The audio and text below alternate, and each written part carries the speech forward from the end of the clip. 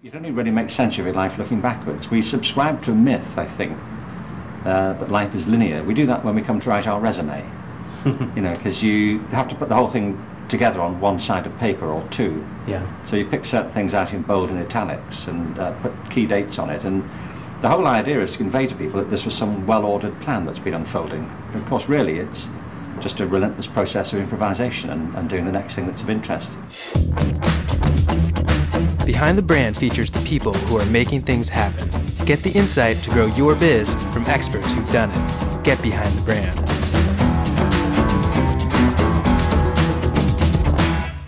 So I usually ask my guests, how did you get this job? I don't really have a job, and I've had jobs in the past. I've done all kinds of things. I've run big projects. I've taught in universities. I've worked with education systems around the world. So I have been employed. I would like to think that I'm some kind of wastrel.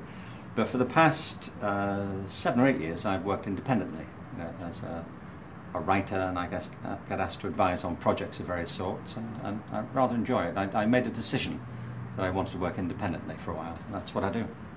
Talk to us a little bit about creativity, because some would argue that mathematics or science or other things carry more weight than, say, the arts or other things.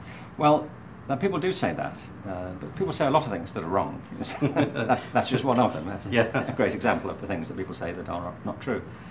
The first thing is that creativity is not confined to the arts. I'm always very keen to point this out, that you can be creative at anything. Technology. Anything. You can be a creative software developer, a creative business person, you can be a creative chef, a creative mathematician. You can be creative in absolutely anything that involves your intelligence. And creativity, for me, is a function of intelligence.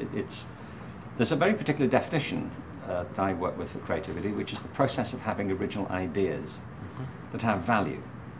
To me, it's a very practical process. You see, there are really 3 key terms in all this. There's imagination, which to me is the root of all of this. And it's the most extraordinary set of powers that people have, the ability to bring into mind things that aren't here, aren't present. Creativity is putting that to work. It's a practical process of putting your imagination to work. It's sometimes been called applied imagination. And innovation is really putting original ideas into practice.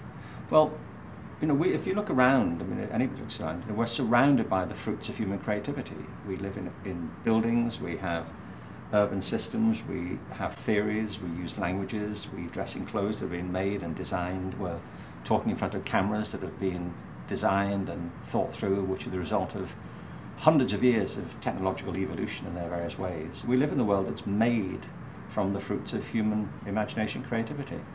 It's not an exotic power, we have it. It's no more exotic than languages, but we don't all develop it in the way that we could. And my argument for it is that if we don't recognize and give a proper place to developing the powers of creative thinking and production in our schools, we're denying people access to what is an essential part of their humanity. It's probably the only thing that really sets apart from the rest of life on Earth. But for historical reasons, we've developed education systems which suppress these powers and have caricatured them, so people think it's all about the arts. Well, I'm a lifelong advocate of the arts and education. I think they're absolutely essential. But not just because they're the creative bit of education. You can be just as creative in physics or chemistry in its own way. So it's an argument about the whole character of education that I'm making, and that includes also reinstating the importance of disciplines which have become marginalized in the current system. Yeah.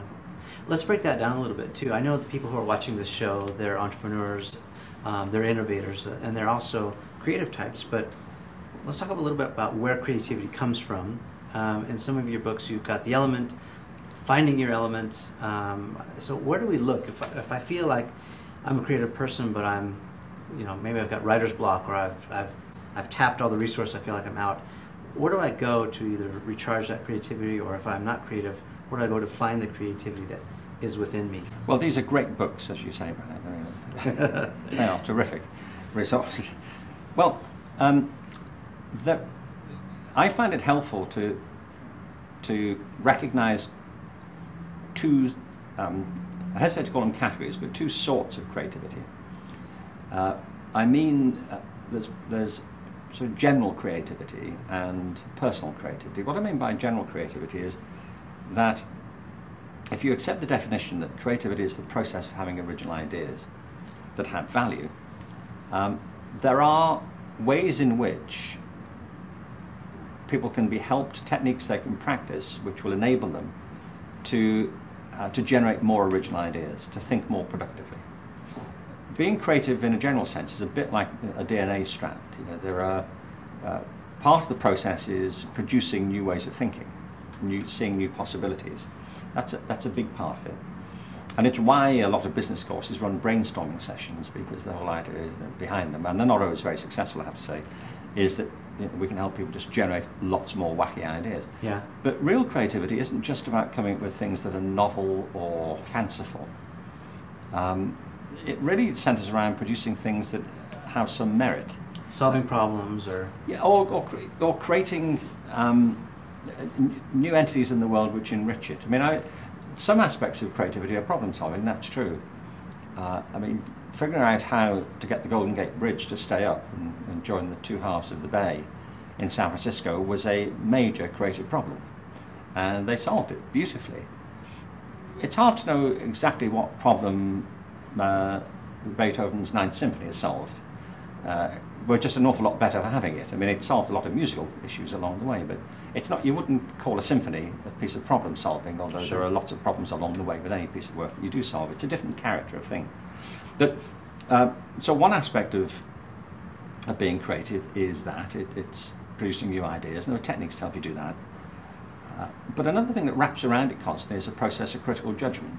Anybody knows that. Like, you're working on this program, when you come to edit it, you say, well, does that work? Does it not work? Is that right? It's true if you're writing a poem. It's true if you work on a piece of mathematics. It's true if you're designing a new piece of technology. Right. There's a reciprocal process of judgment. Like, is this all right? Does this work? Now, of course, that raises another whole set of questions about, well, whose values are you applying? And It's subjective, yeah. well, it may or may not be. It may or may not be. I mean, whether the Golden Gate Bridge stood up is not a matter of opinion. You know, it's there. It did. I don't think people disagree much about E equals MC squared anymore. They think, oh, that's probably right. Yeah. But there's an element of connoisseurship and feel and intuition very often about this. I remember a mathematician once saying to me that in a PhD program in pure maths, one of the criteria they use to judge a PhD in pure mathematics is aesthetic. In other words, how elegant is the proof? Because Sure. they think the more elegant it is, the more likely it is to be true. So, if people want to be more creative in a general way, there are techniques you can learn, there are practices that you can refine, and there are ways in which this can be tackled in an operational way. And if you, for example, if you want groups to think more productively, there are ways, and there are proprietary systems out there that will help you do that. Edward de Bono, for example, has a very interesting program called Six Thinking Hats, and there's a whole program called Synectics. They're very interesting ways of freeing people's thinking. Sure. But there's also personal creativity. What I mean by that is that it's what I talk about in The Element, that in the middle of all of that, we're all very different as well. We have our own talents, our own aptitudes, our own interests. And when it comes to certain sorts of production, what excites people is that they've found a medium that really turns them on. So, for example, some people find that they have to move, it's dance. Or they walk into a chemistry lab and they light up, or they walk into a TV studio and think, I get this. I was talking to a guy recently, actually, who was a radio interviewer, and I said, when did you get into all this? And he said, actually, as a kid, I went on a school visit to the local radio station when I was 14 with my whole class. He said, we all went round, they thought it was interesting, they couldn't get me out of the place. He said, I sat there in the chair and I thought, this is my life, this is what I want. So is that what we're calling passion then these days? It's two things, I think, really. One of them, when I talk about The Element, it's I mean, I've only used the expression, it's in common circulation, which is that when people are doing the thing that suits them best, we just say to them, we will say casually, they're in their element. It's like a fish in water. This is where they're meant to be. It's like a bird in the air.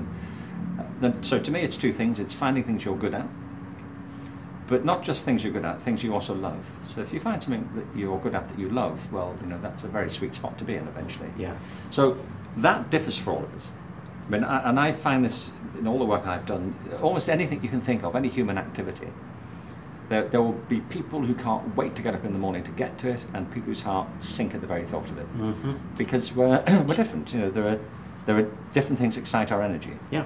So, and I think it's when people are most energized or most excited by something that they're more likely to do their best personal creative work. Sure. It's very hard to write a novel if you don't like doing that type of thing. Yeah, agreed. It's very hard to come with MC² if you find the whole thing boring.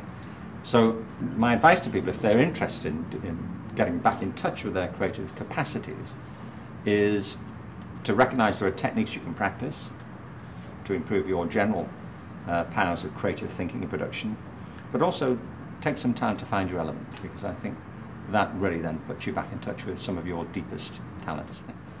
We've been spending a few minutes with author and educator Sir Ken Robinson. Ken, thank you so much for being part of the show. No, it's my pleasure. Behind Thank the you. Brand features the people who are making things happen.